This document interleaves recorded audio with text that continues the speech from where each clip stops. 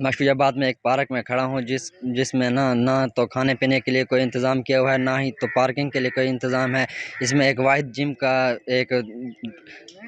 एक जिम बनाई हुई है, वहाँ पर भी किसी किस्म की कोई सहूलियात मौजूद नहीं है।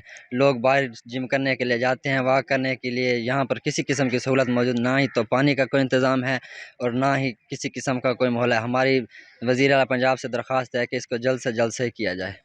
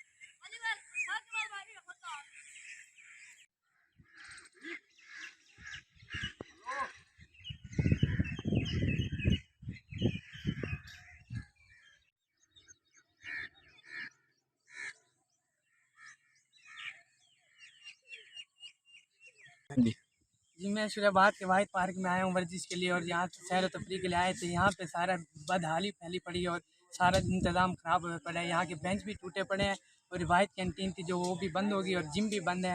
और यहाँ वर्जिश के लोग आते हैं तो बहुत तकलीफ़ उठाते हैं। पानी का भी कोई मुनासिब इंतज़ाम नहीं है। यहाँ पे झूले लगे होते जो बिल्कुल टूट चुके हैं और लोग प्राइवेट झूलों की तरफ जाते हैं। तो मेरी वज़ीर आला से अपील है कि इसको बहाल किया जाए।